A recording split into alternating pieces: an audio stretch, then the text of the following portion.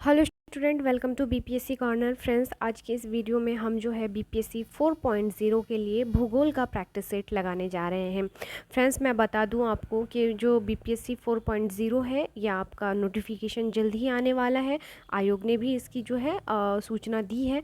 और एक न्यूज़ है आप लोगों के लिए, जितने सारे स्टूडेंट को जो लग रहा है कि इस बार बीपीएससी 3.0 का एग्ज़ाम अच्छा नहीं गया है, उनके लिए काफ़ी जो है एक बड़ी न्यूज़ है कि अब जो है बीपीएससी शिक्षक भर्ती परीक्षा में 5 अटैम्प्ट मिलेगा। यानी आप 5 बार जो है आपको मौका दिया गया है कि आप 5 बार एग्ज़ाम में बैठ सकते हैं। इससे पहले जो है आपको कुल 3 बार ही यह मौका मिलने वाला था। तो उन काफ़ी स्टूडेंट निराश थे कि अगर इस बार भी एग्ज़ाम अच्छा नहीं गया तो वो शायद एग्ज़ाम में बैठ नहीं पाएंगे। तो फ्रेंड्स, ऐसा बिल्कुल मत सोचिए। आप लोगों के लिए काफ़ी अच्छी सूचना है कि अब जो है बीपीएससी आप लोगों को कुल 5 मौके दे रही है, यानी 5th अटैम्प्ट तक जो है आप एग्ज़ाम दे सकते हैं बिहार शिक्षक भर्ती परीक्षा में जो है बैठने के लिए। तो फ्रेंड्स, चलिए शुरू से शुरू करते हैं और निराश बिल्कुल मत होइए। अगर किसी स्टूडेंट का एग्ज़ाम बुरा गया है तो उनके लिए एक जो है गोल्डन अपॉर्चुनिटी है कि इस बार वो अपने आप को प्रूफ कर दे और एग्ज़ाम में अच्छे मार्क्स लेके आए। तो इसी के संदर्भ में आज से जो है हम ज्योग्राफी के घटना चक्र पूर्वावलोकन बुक से जो है प्रीवियस ईयर क्वेश्चंस को सॉल्व करेंगे। आपने देखा होगा जितने सारे स्टूडेंट बीपीएससी फेज़ 3 का एग्ज़ाम दिए, उन सभी का यह कहना था कि जिन लोगों ने भी प्रीवियस ईयर क्वेश्चंस को अच्छे से रीड किया, वहाँ से काफ़ी सारे सवाल जो है आप लोगों को देखने को मिला था। इसलिए काफ़ी इंपॉर्टेंट हो जाता है बीपीएससी के द्वारा प्रीवियस ईयर क्वेश्चंस को सॉल्व किया जाना। तो फ्रेंड्स, शुरू करते हैं आज का इंपॉर्टेंट वीडियो और देखते हैं आज के महत्वपूर्ण सवाल को। आज का हमारा पहला सवाल है, भारत विस्तृत है। तो आपको ऑप्शंस दिए गए हैं, आपको राइट आंसर बताना है क्या हो जाएगा। तो ऑप्शंस को जब आप देखेंगे तो पाएंगे इसका उपयुक्त में से कोई नहीं इसका राइट आंसर हो जाएगा। उपयुक्त में से कोई नहीं, क्योंकि आपको पता होना चाहिए भारत की मुख्य भूमि का विस्तार उत्तर पूर्वी गोलार्ध में 8 डिग्री 4 मिनट से जो है आपका 37 डिग्री 6 मिनट उत्तरी अक्षांश तथा जो है 68 डिग्री 7 मिनट पूर्व से 97 डिग्री 25 जो है मिनट पूर्वी देशांतरों के मध्य से गुजरती है। और याद रखिएगा फ्रेंड्स, जो भारत में जो है कर्क रेखा भारत को लगभग बीचों बीच से काटती है या 2 भागों में बांटती है। तो इस प्रकार से उपयुक्त में से कोई नहीं इसका राइट आंसर होगा। चलिए याद रखिएगा, काफ़ी इंपॉर्टेंट सवाल है और कई बार जो है आपको एग्ज़ाम में देखने को मिलता है। देखेंगे हम अगले सवाल को। भारत का क्षेत्रफल संसार के क्षेत्रफल का 2.4% है, परंतु इसकी ऑप्शंस दिए गए हैं। संपूर्ण मानव जाति का 16% जनसंख्या है, या संपूर्ण मानव जाति का 17% जनसंख्या है, संपूर्ण मानव जाति का 18% जनसंख्या है, या संपूर्ण मानव जाति का 28% जो है जनसंख्या है। तो याद रखिएगा फ्रेंड्स, जो भारत का क्षेत्रफल है संसार के क्षेत्रफल का 2.4% है, परंतु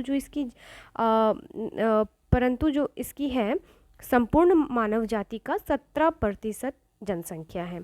संपूर्ण मानव जाति का 17% जनसंख्या है। तो ऑप्शन बी जो हो जाएगा इसका राइट आंसर हो जाएगा। याद रखिएगा, काफ़ी इम्पॉर्टेंट है यह सवाल। चलिए अब आगे देखेंगे हम अगले सवाल को।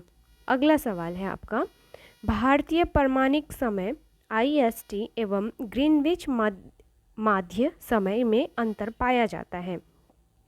तो कितने घंटे का अंतर पाया जाता है आपका GMT में।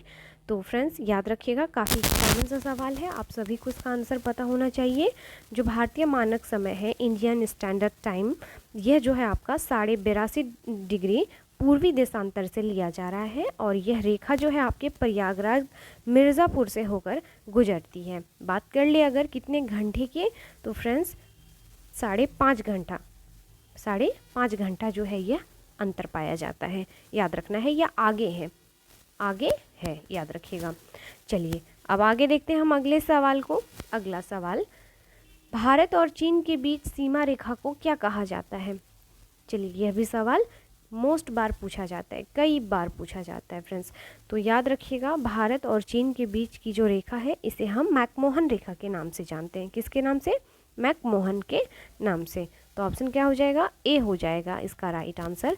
और इस सीमा रेखा का जो निर्धारण है यह सन हेनरी मैकमोहन के द्वारा किया गया था और उन्हीं के नाम पर रखा गया था, मैकमोहन रेखा। तो याद रखिएगा, आपके एग्ज़ाम में कई बार यह सवाल पूछा जा चुका है। चलिए अब अगला सवाल है आपके सामने, हुंड्रू प्रपात निर्मित है कहाँ पर, यह बताना है। तो जो हुंड्रू प्रपात है यह आपके जो है कहाँ पर अवस्थित है, तो सुवर्ण रेखा नदी पर, सुवर्ण रेखा नदी पर। तो ऑप्शन क्या हो जाएगा, सी हो जाएगा इसका राइट आंसर। याद रखिएगा हुंड्रू प्रपात रांची से जो है 45 किलोमीटर जो है की दूरी पर आपका सुवर्ण नदी पर स्थित है। और इसकी ऊंचाई की बात कर ले तो 320 फीट ऊंचाई पर है ये, याद रखिएगा फ्रेंड्स। चलिए अब अगला सवाल है आपका, भारत की सर्वोच्च चोटी है। तो भारत की जो सर्वोच्च चोटी है यह आपका गॉडविन ऑस्टिन है। क्या है, भारत की सर्वोच्च चोटी गॉडविन ऑस्टिन है। याद रखिएगा फ्रेंड, माउंट एवरेस्ट में कई बार स्टूडेंट जो है कंफ्यूज हो जाते हैं, तो आपको याद रखना है यह भारत की नहीं, यह नेपाल में अवस्थित है। फैक्ट काफ़ी इंपॉर्टेंट है, इसलिए गलती से भी गलती ना हो, क्योंकि इस बार आपको अच्छा खासा संख्या में फ्रेंड्स आपको पता होगा कि 1,60,000 वैकेंसीज आ रही हैं बीपीएससी 4.0 में। और ऐसे में एक बहुत बड़ा मौका है आपके सामने कि आप इस बार जो है, अगर आप दिल से मेहनत कर रहे हैं, एकदम कॉन्सनट्रेट करके मेहनत कर रहे हैं, तो इंशाल्लाह ज़रूर पास हो जाइएगा। बस आप जो है समय का सही उपयोग कर लीजिए, क्योंकि जो भी आपके पास समय है 1-2 महीना, क्योंकि टाइम पे ही एग्ज़ाम ले लिया जाएगा फ्रेंड्स। ये लोग देर नहीं करेंगे, क्योंकि आगे भी आपका इलेक्शन का समय है। इसी को देखते हुए, इसी का लाभ उठाते हुए बस अपनी तैयारी में लग जाइए, ताकि जो गवर्नमेंट आए या बदल जाए, क्या पता कल को क्या हो, ये कोई नहीं जानता। बस करंट ये पता होना चाहिए आपको प्रेजेंट में कि आपके पास वैकेंसीज़ आ रही हैं, आपका प्रिपरेशन एकदम 100% है और आप एग्ज़ाम को क्लियर कर रहे हैं। बस इतना ही आपको पता होना चाहिए।